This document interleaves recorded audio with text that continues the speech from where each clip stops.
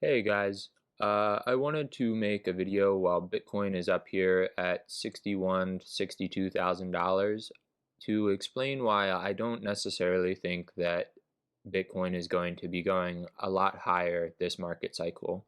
I know a lot of media attention has been focused on crypto. There have been a lot of ads on sporting events, and I've heard personally from people who are just now getting drawn into the crypto market. And not that I think that it is a bad thing to be investing in crypto, but I believe this is a more dangerous time to be investing than if you had been investing back here. So I just wanted to go over three different reasons why I think that it's possible that Bitcoin is basically reaching the end of its market cycle. So the first reason is we're going to draw some fractal patterns. And what that means is basically just copying one market cycle and seeing how it compares to the next. This is the Bitcoin price chart. Since 2010, you can see that roughly there have been four different bull markets in which Bitcoin has risen by tens of thousands or at the very least thousands of percentages. So I'm going to put a few things on the screen here. This you can see in teal is this first market cycle from the bottom, excluding these wicks down here that are basically liquidity issues where it drops down to almost nothing because there wasn't enough liquidity on exchanges back then. But if you just take the general bottom and lay it over to the bottom of this market cycle, you'll see that roughly what happens is that this first bull market reaches out the same length as the second one.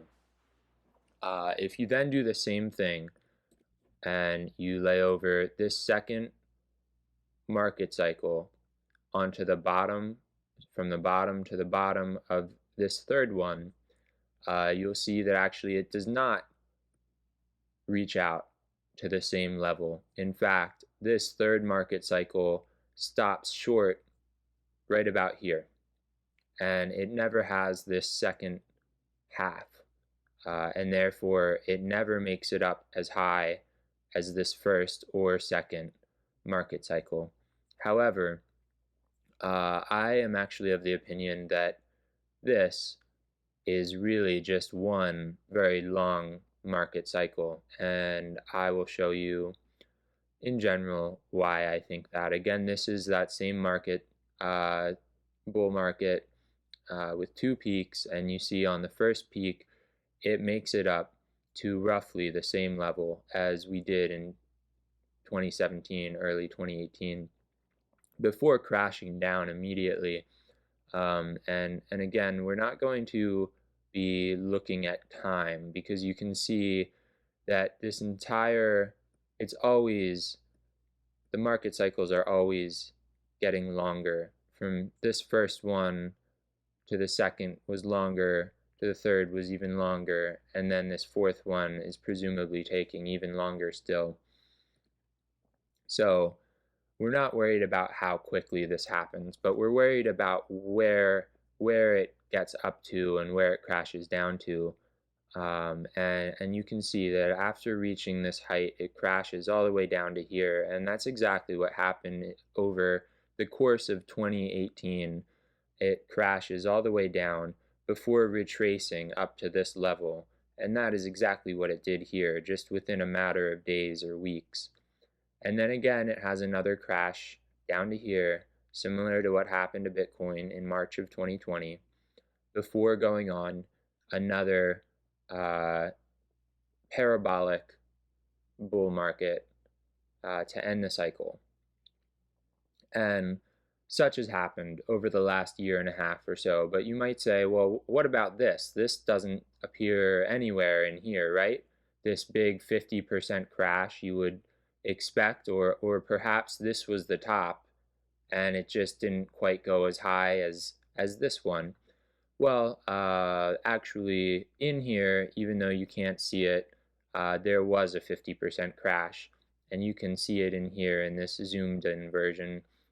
From just over the course of maybe 3 days, it dropped by 50% before continuing higher back in 2013. And so, uh, likewise, we have a 50% crash, of course drawn out over several months instead of a few days, as this whole cycle has been elongated. And then, presumably, if we continue to follow this fractal pattern, it would get us up to about $85,000, $86,000, which is not very far away from where we are right now. That would be another 36, 37% price increase from here. I'm not in the crypto market to make 37%. This is an extremely volatile and dangerous market. I'm in the market to make, thousands of percents. If I want to make 37%, I'll invest in a much safer asset than Bitcoin for sure. So this is using fractals. I want to briefly touch on Elliott wave theory as well. And there are a lot of rules to Elliott wave theory, many of which I don't even fully understand. But the basic idea is that when markets are moving up, they move up in a 1, 2, 3, 4, 5 pattern. And when they're moving down, they move down in an A, B, C, a 3-wave pattern going down. And this has been the case historically for Bitcoin. You can see back in 2010, 2011, there was a pretty distinct 1, 2, 3, 4, 5 pattern up, followed by an ABC correction. Likewise, more recently, in 2015 through 2017, you'll see in pink here a large 1, 2, 3, 4, 5, and distinctly within each wave up, there is another 1, 2, 3, 4, 5, 1, 2, 3, 4, 5, and 1, 2, 3, 4, 5. And then when it gets to the completion of this fifth wave, we have an A, B, C correction that takes it down from $20,000 to just over $3,000 for Bitcoin. So where are we this cycle in Elliott wave counts? Well, you can see that since we crashed, here's our ABC, down to $3,000, we've had an initial move upward, 5 waves up in 2019, followed by a crash that completed in March of 2020, followed by another parabolic 5 waves in 2020 to the upside, taking us to $64,000. A recent ABC correction over the summer, and then presumably we are on wave 3, or perhaps just finishing wave 3 of the final 5 waves, and that would give us a total of 1, 2, 3, 4, 5. And what happens after the 5th wave is we lose 85%. And if we're going to lose 85% from somewhere in here, well, that's gonna put us down around $10,000 to $15,000 per Bitcoin.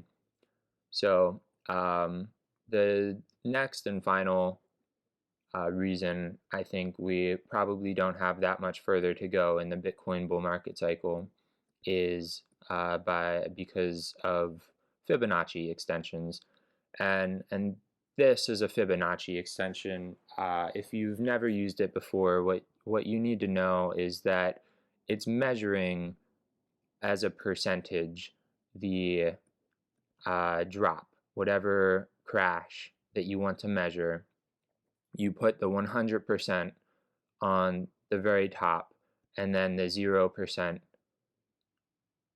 on the very bottom, and then these numbers are the Fibonacci numbers. Think of it like the golden numbers or pi or any other number that just happens to repeat in physics, in the universe, in our psychology over and over again. And we can see these in charting patterns and in many other aspects of life. But after big crashes, assets have a tendency to rise about 423% of that initial crash. And you see this here in Bitcoin from 2011 to 2013. It did about that, and then it did about that again for the second half of the cycle. Now, there are some scenarios where an asset will go much higher than 400%, and so you can try to measure that based on instead of putting the 100 at this top line, we're going to put this bottom 23.6% line there, and you'll see in this case that that's exactly what Bitcoin did in 2017 was a full extension based off of this kind of extended Fibonacci level. And these two patterns show up again and again. You can see in, for example, XRP is another cryptocurrency. Its crash in 2014 to 2016 predicted exactly how high it was going to go in 2017 when it went up thousands of percent. Tesla did this exact thing twice. Back when it was crashed from $7 to $4, you wouldn't have known it then, but that was a perfect way to predict it moving out to $58. And then again, when it crashed from $79 down to $35, that again predicted $822 to $900, which was the local top we saw this year. The Dow Jones Industrial Average, all the way back in the 1920s, you could have used a Fibonacci retracement, and if you had sold at the top, you would have missed about 27%, but you would have been very happy to have sold before all of this, and you would have gotten the vast majority of this 505% rise without having to suffer the loss. Where else do we see this pattern?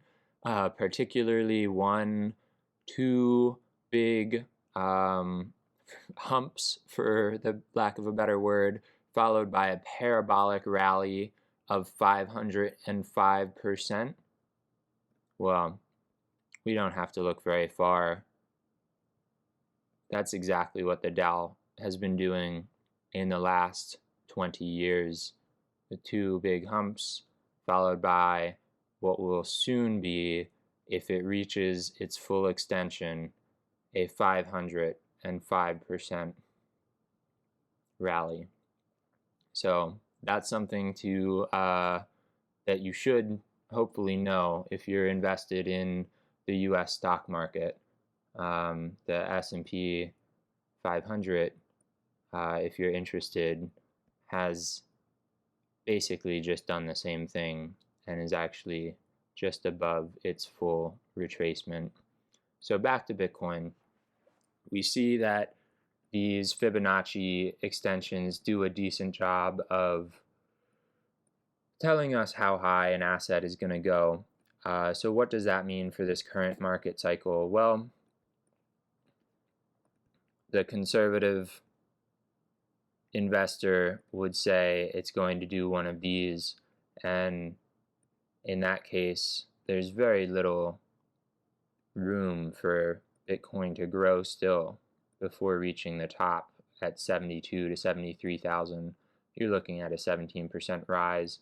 Well, what if it does another one of these? Maybe it will, but that's a $300,000 Bitcoin. and that's many trillions of dollars that will have to get invested into this asset class in order to see those gains. So I'm not personally betting on it. Thanks for watching till the end. Like this video if you enjoyed it, and maybe I'll make another one soon. Have a good one.